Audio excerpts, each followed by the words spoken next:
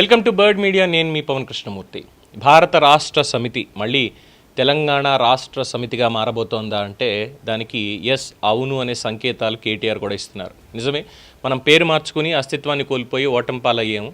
తెలంగాణ రాష్ట్ర సమితి నుంచి భారత రాష్ట్ర సమితికి వెళ్ళడం నిజంగానే ఒక తప్పిదంగానే భావించాలి. మళ్ళీ తెలంగాణ రాష్ట్ర సమితిగానే మనం ఉంటే బాగుంటుందేమో అనేటువంటి వ్యాఖ్యలు ఆయన చేశారు.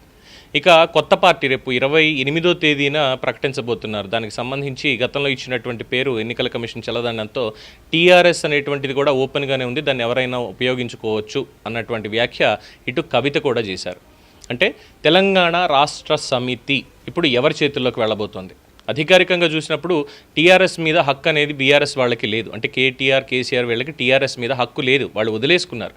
భారత రాష్ట్ర సమితిగా వాళ్ళు రిజిస్టర్ అయిపోయారు. మళ్ళీ ఇప్పుడు పేరు మార్చుకోవడం ఇది అంటే ఒక ప్రహసనమే. అఫ్కోర్స్ దానికి కూడా ఛాన్స్ ఉంది. జాతీయ రాజకీయాల్లోకి వెళ్ళి చక్రం తిప్పాలి అనుకున్నటువంటి కేసీఆర్ కలలు బీఆర్ఎస్ పూర్తి స్థాయిలో పాతాళానికి తొక్కేసింది. ఇప్పుడు మళ్ళీ ఆ సెంటిమెంట్ రాజకీయం రెండు రకాలుగా, ఒకటి రాజకీయ పక్షంగా, రెండు కుటుంబ పక్షంగా కూడా సెంటిమెంట్ అనేది ఇక్కడ వర్కౌట్ అవుతోంది. ఈ సెంటిమెంట్ రాజకీయాలకే తెర లేపుతున్నారు అన్నా చెల్లెళ్ళు ఇద్దరూ కూడా అనేది ప్రజల్లో ఉన్నటువంటి ఒక అభిప్రాయం. అఫ్కోర్స్ వాళ్ళ వ్యాఖ్యలు కూడా అలాగే ఉన్నాయి.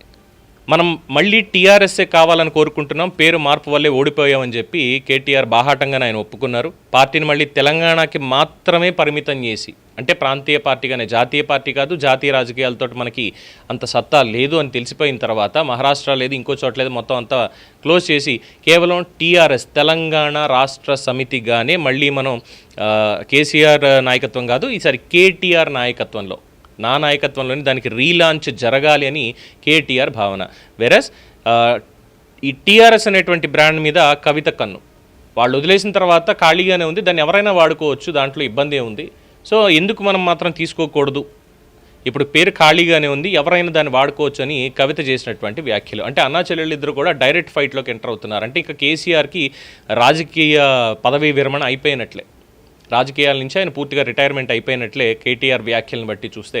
కానీ కుటుంబం దగ్గరకు వచ్చేసరికి అన్నా చెల్లెళ్ళ అభిమానం కానీ ఇది వేరు, కానీ మా కుటుంబంలో ఉన్న రాజకీయానికి సంబంధించి అక్కడ వాళ్ళు ఏం చేశారు, ఇప్పుడు ఇక్కడ ఏం జరుగుతుంది, ఈ పాయింట్లోనే ఇద్దరి మధ్య క్లాష్ నడుస్తుంది. అంటే ఒక కుటుంబంలోనే రెండు శక్తులు. మరి దీన్ని తెలంగాణ సమాజం యాక్సెప్ట్ చేస్తుందా? తెలంగాణని వదిలేసి భారతదేశ రాజకీయాలనే మార్చాలి అన్న తలంపుతో ఉన్నటువంటి కేసీఆర్ మరి కేటీఆర్ ఆలోచనని సమర్థిస్తారా? ఎందుకంటే ఆయనే సుప్రీం కాబట్టి. తర్వాత యువరాజ పట్టాభిషేకం కేటీఆర్కి చేసినప్పటికీ కూడా పార్టీలో ఇంకా సీనియర్లు హరీష్ రావు రూపంలో ఉన్నారు, మిగతా వాళ్ళ రూపంలో ఉన్నారు కాబట్టి మరి వాళ్ళందరూ కూడా కేటీఆర్ ఆలోచనని స్వాగతిస్తారా? లేదు, ఒకవేళ కవిత కనుక టీఆర్ఎస్ పేరుని పొందగలిగితే తెలంగాణ రాష్ట్రంలో ముఖ్యంగా బీఆర్ఎస్ నేతల మనోభావాలు ఎలా ఉంటాయి? కవిత ముందే చెప్పింది, నేను దేశ రాజకీయాలకు సంబంధించి నేను మాట్లాడడం లేదు, నేను ఫక్త్ తెలంగాణకి సంబంధించి మాత్రమే నేనున్నాను, ఇక్కడ మాత్రమే నా రాజకీయం అని ఆవిడ చెప్పకనే చెప్పేశారు. వేరేస్ కేటీఆర్ దగ్గరికి వచ్చేసినా, లేదు అంటే కేసీఆర్ దగ్గరికి వచ్చినా వాళ్ళు మాత్రం ఏంటంటే ఎస్ జాతీయ రాజకీయాల్లో మన పందా ఉండాలి. ముఖ్యంగా రెండు తెలుగు రాష్ట్రాల్లో కూడా, రెండు తెలుగు రాష్ట్రాలు పొరుగునున్నటువంటి కర్ణాటక లేదంటే మహారాష్ట్ర, ఈ రాష్ట్రాల్లో కూడా మంది ఉండాలి. అలాగే ఢిల్లీలో చక్రం తిప్పగలిగేటువంటి స్థాయిలో మనం ఉండాలన్న ఆలోచనలోనే 2018 ఎన్నికల్లో ముందుకు వెళ్ళారు. 2023 ఎన్నికలకు వచ్చేసరికి భారత రాష్ట్ర సమితి అన్నటువంటి పేరు మార్చుకొని పూర్తిగా చతికిలబడ్డారు. కాంగ్రెస్ పార్టీకి అంతో ఇంతో జవజీవాలు కూడా వచ్చి చేరాయి. సమాజం, రూరల్ సమాజం అంతా కూడా వాళ్ళ కొమ్ము కాసినప్పటికీ ఈ బీఆర్ఎస్ అనేటువంటి పేరు మార్పు ఇంకా ప్లస్ పాయింట్ అయ్యింది. సో కాంగ్రెస్ పార్టీ గెలవడానికి కూడా అది ఉపయుక్తమైంది.